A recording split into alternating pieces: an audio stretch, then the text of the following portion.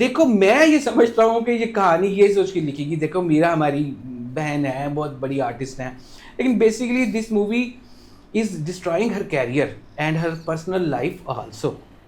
वो feeling screen पे नजर ही नहीं आएगी, ये काम है फील का। एडिटिंग की बहुत गलतियां थी मूवी, अच्छा। डबिंग सही तरीके से नहीं हाँ, की गई। इस बारे में मैं आपको थोड़ा सा बता सकता हूँ कि ये जो बात है, मैं इस बात को नहीं मानता है कि इस फिल्म को वक्त नहीं मिला।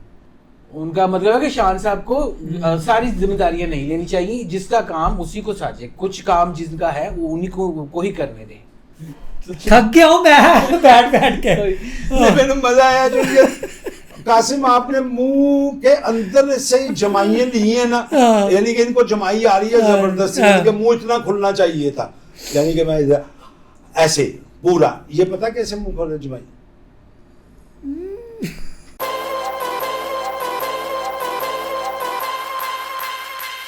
मैं एक हिंट दूंगा, शायद आप पहचान लें।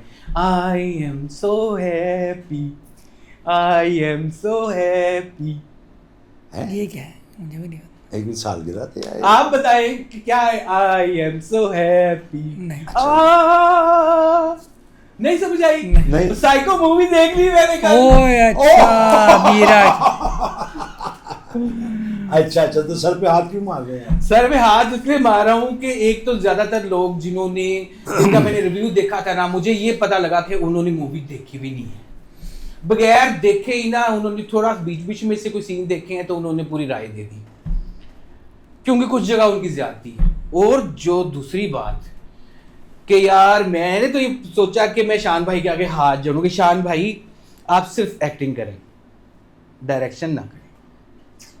एआई से काम हुआ हुआ टोटल स्टोरी के मेरा ख्याल है कि डायलॉग्स और स्क्रीन प्ले भी एआई ने लिखे हुए।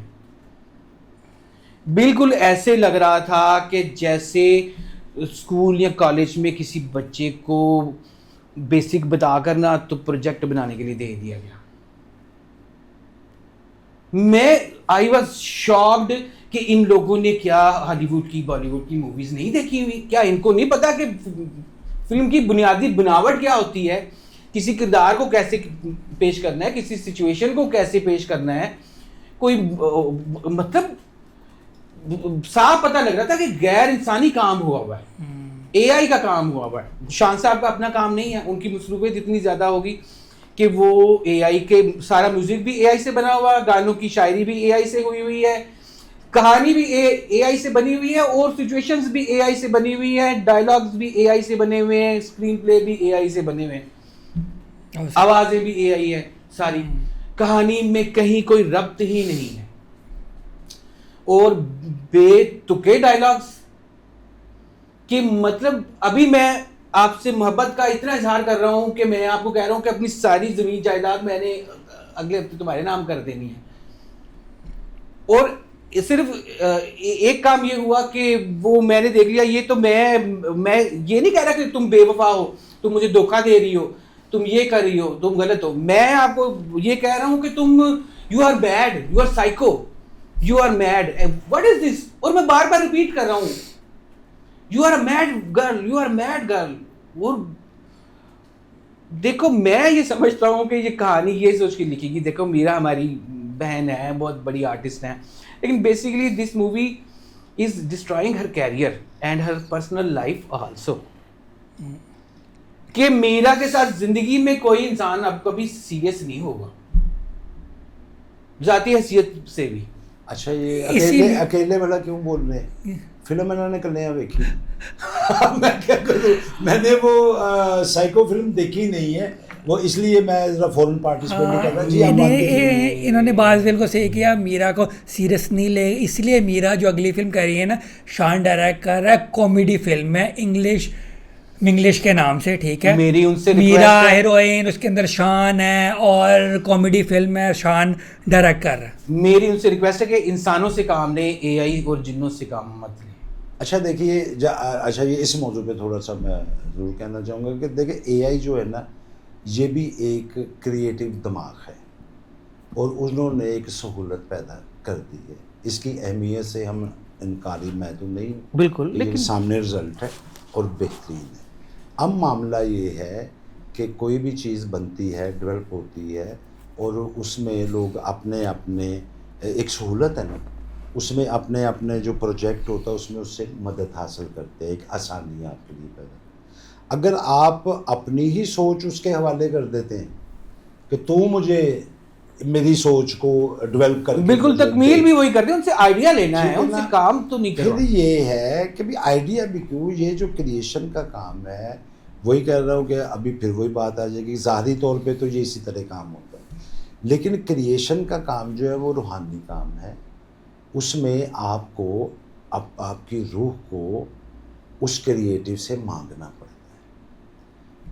वो जब आप मांगते हैं वो आपका बेसिक होता है जो उधर से अता होता है। फिर उसको आपने उसकी प्रेजेंटेशन करनी है, उसको टेक्निकली बनाना है, उसमें फिर आप उसमें एआई ले, उसमें आप जो भी आप करना चाहते हैं उसमें डालें ताकि आप अपनी उस सोच को, अगर आप एआई के हवाले ना हो, आप एआई को अपने अंडर करके उसे इस्तेमाल करें, तब तो ये बेहतर रिजल्ट देगी। अगर आपने बिल्कुल इस मशीन पे छोड़ दिया तो वो फिर फीलिंग उसमें से ख़त्म हो जाएगी, वो फीलिंग स्क्रीन पे नज़र ही नहीं आएगी।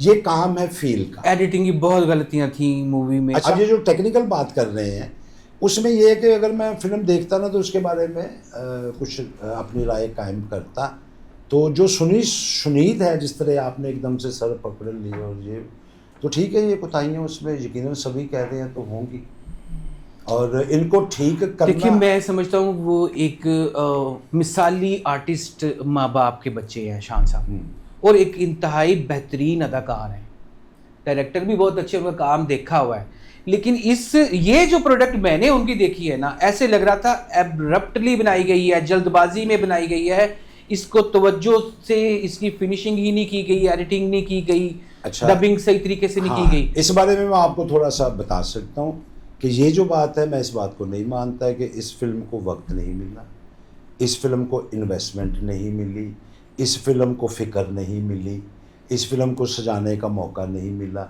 बल्कि मैं समझता हूँ कि इस फिल्म को बेहतर बनाने के लिए जितनी एफर्ट्स या जितनी सहूलियात प्रोड्यूसर एक दे सकता है, उससे कहीं ज़्यादा इस फिल्म के प्रोड्यूसर ने, जो मार्केट में रिपोर्ट है मेरे सामने की, मैं शाहिद तो नहीं हूँ, लेकिन जो रिपोर्ट है वो पूरा भरपूर मौका दिया गया।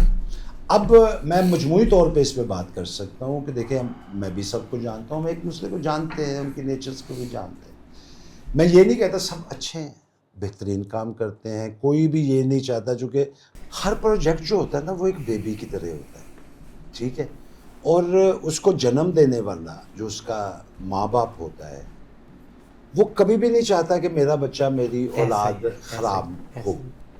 वो उसकी बेहतरीन निगहदाश्त करता है, तवज्जो के साथ करता है, और ये चाहता है कि ये मेरा नाम रोशन करे।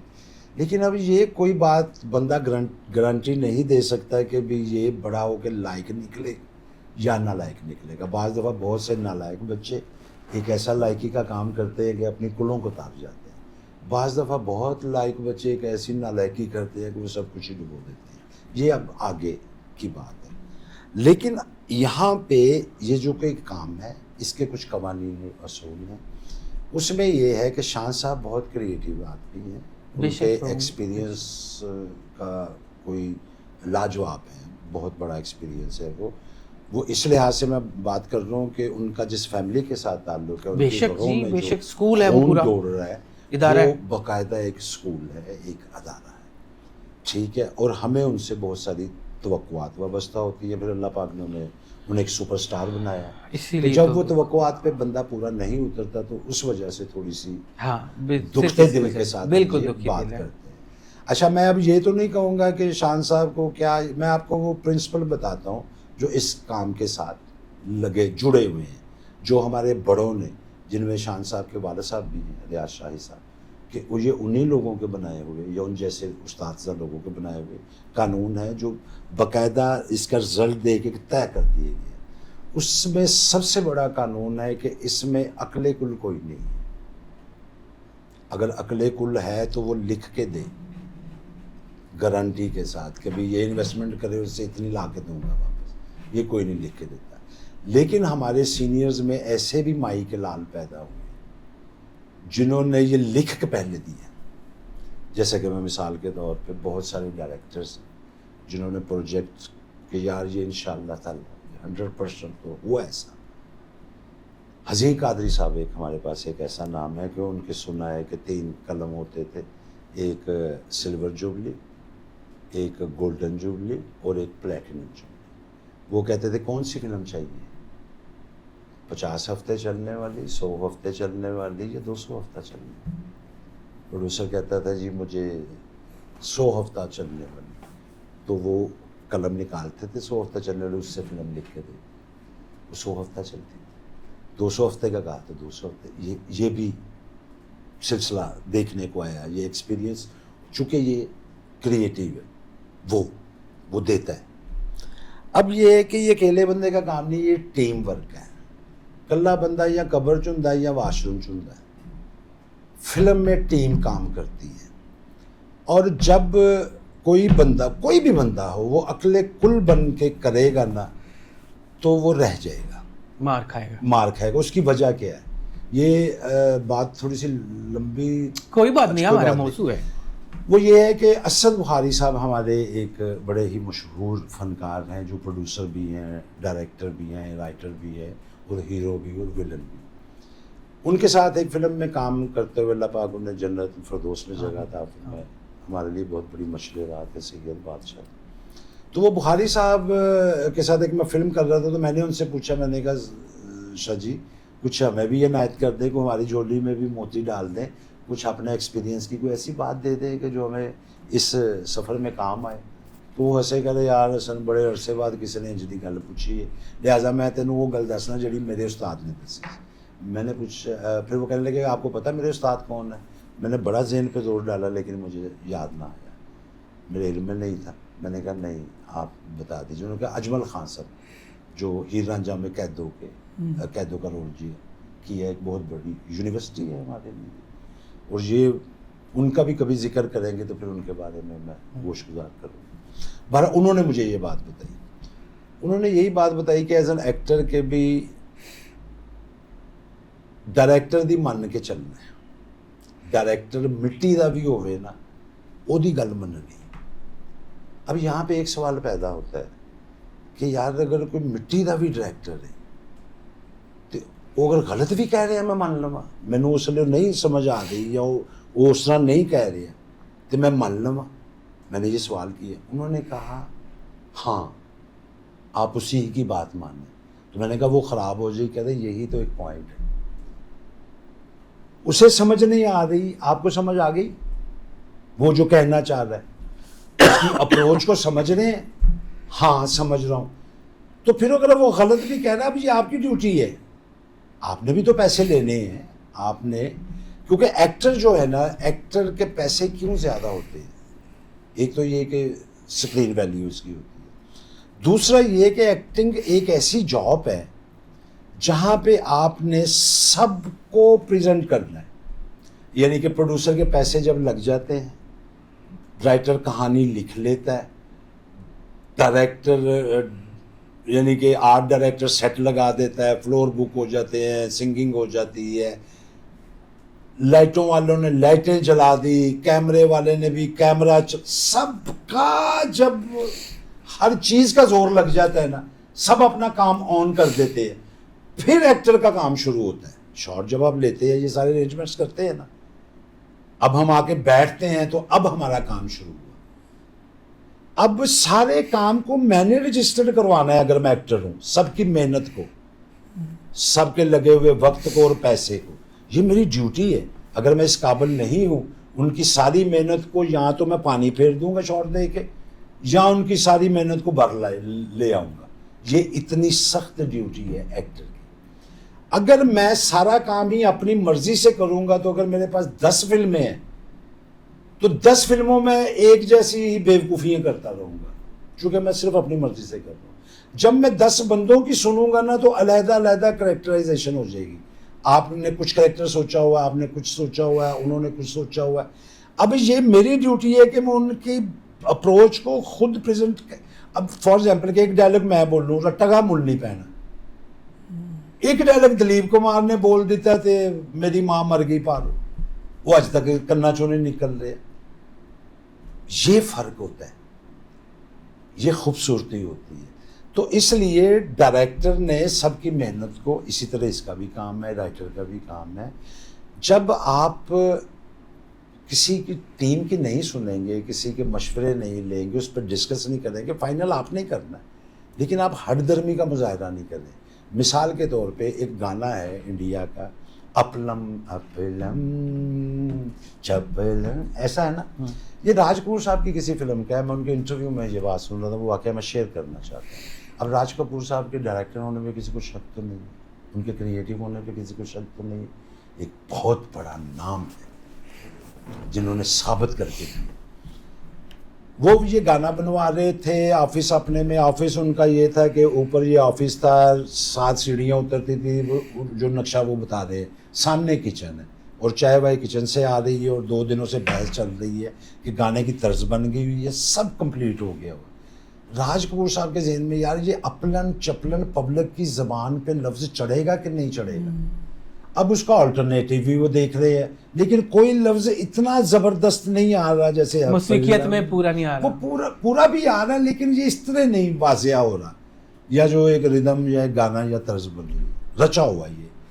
अब वो इसको छोड़ना भी नहीं चाह रहे, और सुई इस बात पे अड़ी हुई है मुफक्करीन के बीच में कि यार ये पब्लिक को याद होगा कि नहीं याद होगा। इस बात को पूरा दिल लग गया, और अगले दिन की अब बात वो सुना रहे हैं, किसी फैसले पे नहीं पहुंच रहे। तो वो जो एक पीएन को इजाज़त है कि वो आता है, चाय वाय रखता है, चला जाता है। अब उससे कहा गया कि तो चाय लेकर आ, वो नीचे किचन में चाय बनाने चला गया। अब राज कपूर साहब सिगरेट लेके बालकनी में आके खड़े हो गए, जहाँ से किचन सामने नज़र आ रहा था। अब वो वहाँ सिगरेट पी रहे हैं, और उसी सोच में अंदर भी सारे सर पकड़ के बैठे हैं। तो उन्होंने क्या देखा है कि वो जो चाय बनाने वाला चाय लेके आ रहा है, और ट्रे पकड़ी है, वो किचन से इन हो रहा है, अपलन चपलन सीढ़ियाँ चल रहा है डम डम। तो उन्होंने क्या कहा, इससे अगर याद हो सकता है तो ये तो आम बंदे को याद हो सकता है, तो पब्लिक को। फैसला कुन बात की किसने, एक चाय पिलाने वाले ने। मौला अली फरमाते हैं कि ये मत देखो कि कौन कह रहा है, ये सुनो क्या कह रहा है। मोती अगर आपको कीचड़ से भी मिल जाए तो उसे उठा लो, उसे हकीर समझ के ना छोड़ो। इसलिए मशवरा हमारे दीन में भी और इखलाकी तौर पे भी एक ऐसी चीज़ है, और उसमें बात समझ के मान लेनी चाहिए, हठधर्मी नहीं करनी चाहिए, ये फिर नुकसानदेह होती है। और ख़ास तौर पे जो फ्रंट लाइन पे लोग खड़े होते हैं ना, जिनके पीछे एक कौम के मुकद्दर, एक फील्ड के, एक इंडस्ट्री के मुकद्दर उनके हाथों में होते हैं, क्योंकि बाहर से जिसने आना है वो उन्होंने फ्रंट लाइन के लोगों को मिलना है। अगर वो इस कदर हठधर्म हो गए ना, वो उनके ऊपर पूरे जत्थे की भलाई मुनहसर होती है, मशवरे के साथ, तरीके के साथ, एक दूसरे की सुन के। तो मेरा ख्याल है कि प्रोजेक्ट अच्छे बनेंगे, क्योंकि हमने जो पहले देखा है कि उस वक्त टीम ही जो होती थी, वो टीम जो फिल्म बनाती थी, गाने वाला अपना जोर लगाता था, बजाने वाला अपना जोर लगाता था, लिखने वाला अपना। अब सारी जिम्मेदारी कंप्यूटर ने ले ली है। अच्छा, एक बुरा ना बनाइएगा, ठीक है, जितना लंबा आपने वाकया सुनाया तो मुझे टॉपिक ही भूल गया, बात क्या हो रही थी? बात ये हो रही थी कि किस तरह हम लोगों ने कश्मीर को आज़ादी दिलाई। अच्छा, नहीं वो शान साहब की जिम्मेदारी लेते हैं आप, कि आप वो दोबारा कभी ऐसी गलती नहीं करेंगे। अगली मूवी वो बहुत अच्छी बनाएंगे। मैं माजरत चाहता हूँ, उनकी मर्जी। शान साहब की बात नहीं कर रहा मैं, ऐसे ही एक फार्मूला अप्लाई कर रहा हूँ कि जो बड़ों ने बना के इसके बारे में किया हुआ है, उसमें ये है कि एक दूसरे, ये टीम वर्क है। ये जब तक अब हीर रांझा, उसका फोटोग्राफ मसूद परवेज, उसका डायरेक्टर, उसकी हीरोइन, उसका कॉमेडियन, उसका विलन, ये सारी चीज़ें आपको लग रहा होगा कि हर बंदे ने अपना अपना हक अदा किया, तो तब जाके वो एक लाइब्रेरी में रखने वाली फिल्म बनी, एक क्लासिक बनी। उनका मतलब है कि शान साहब को सारी जिम्मेदारियां नहीं लेनी चाहिए, जिसका काम उसी को साझे, कुछ काम जिनका है वो उन्हीं को ही करने दें। राइटर से कहानी लिखवाएं, कंप्यूटर से मत लिखवाएं। कहानी बेसिकली बहुत अच्छी थी, इसमें कोई शक नहीं है, लेकिन एग्जीक्यूशन अच्छी नहीं हुई थी, ऑन पेपर अच्छी नहीं आई थी। जो शान साहब ने आइडिया दिया था कहानी, वो बेमिसाल थी वाकई। अगर वो अच्छे तरीके से कागज़ पर लिखी जाती, किसी राइटर से लिखवाई जाती, तो वो बेमिसाल कहानी बनती, इसमें कोई शक नहीं।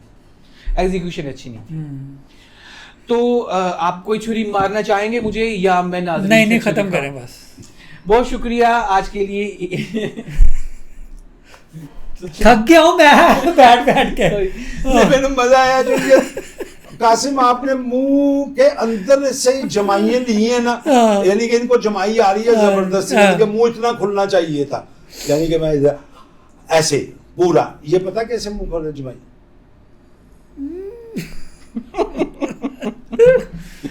मसला ये कि तो आज तब का से मर रहा टॉपिक था। बहुत ज्यादा सेंसिटिव था। पहले ही बता दिया था कि एक तरफ अप्सराएं हैं, परियां हैं, मलका है, शहजादियां, और दूसरी नहीं तरफ टॉपिक जो हमारा था वो तकरीबन आधा पौना घंटे पहले खत्म हो चुका हुआ है। अब तो बीच में साइको हो गए। ये एक नया टॉपिक शुरू हो गया ना। ये तो एक हमारी आपस की बात है, आप उनको क्यों बता रहे हैं? ये तो हमारी आपस की बात है। उनमें और हमें आप कोई आपस की बात नहीं है, आपस की बात हम घरों में बैठ के करेंगे। हाँ। ये जब कैमरे है, ये उनकी बात कर रहे हैं हम। so happy। हाँ। बहुत शुक्रिया, हम बहुत खुश हैं, आपकी मोहब्बत हमें मिल रही है। हजारों कमेंट्स आते हैं, हजारों लेटर्स आते हैं, डाकिए ने खत भेज कर हम लोगों के घरों के दरवाजे बंद कर दिए हैं। अच्छा व्यूज तो ज्यादा नहीं आते, व्यू तो 8-10 ही आते। नहीं झूठ बोल रहे हैं। नहीं अभी शुरुआत है। देखिए कोई भी काम करते हुए ये मत सोचिए कि कोई देख रहा है या नहीं देख रहा। आप ये देखें कि हम काम कर रहे हैं। ये जो इतनी ज्यादा बकबक की है हम लोगों ने, कोई इसमें एक बात ही अच्छी कोई निकला है? वही मैं कह रहा सुनने वाले इतने ज़हीन हो सकते हैं कि वो इस सारी बकबक में से कोई एक आधी बात जो काम की बात थी, जो सोल थी, उसे फिल्टर कर ले। आप ये कहना चाह रहे हैं कि जो हो रहा ठीक हो रहा है, बस तू झूम अपना मजा ले। जैसे वो गाने आपने उस दौर में गाया था ना, इचक दाना पिचक दाना, दाने ऊपर दाना, इचक दाना, छज्जे ऊपर लड़की नाचे, लड़का है दीवाना, इचक दाना। वो मुझे याद आ गया था।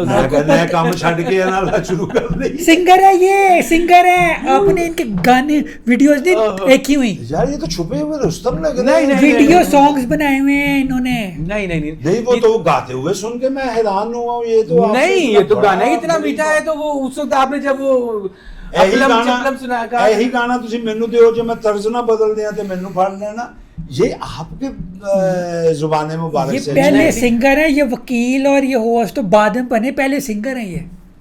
अच्छा आहिस्ता आहिस्ता ये खुल रहे हैं। हाँ ठीक है, अच्छी बात है। लेकिन ये फिर है कि हम प्रोग्राम में कोई गाना वाना भी सुना करेंगे इनसे। हाँ, ये ये बड़ी अच्छी बात है। म्यूजिक का शो हम अगर शेख साहब अलग करेंगे, इसके अंदर ही नया टॉपिक नहीं शुरू कर देना। नहीं अभी नहीं, बीच बीच में सुन लिया करेंगे। शेख साहब गाएंगे तो फिर हम भी सोचेंगे। बहुत शुक्रिया आपकी मोहब्बत का, प्यार का। हमें अपनी ज़ात का हिस्सा बना लें, हमें ज़रूर लाइक करें, सब्सक्राइब करें। अगर हम आपको पसंद नहीं भी आते फिर भी करें, क्योंकि इतने प्यारे लोग तो हैं हमारे साथ। हसनुल्लाह साहब को और शेख कासिम साहब को इजाज़त दीजिए, नदीम सुभानी को इजाज़त दीजिए। बहुत शुक्रिया।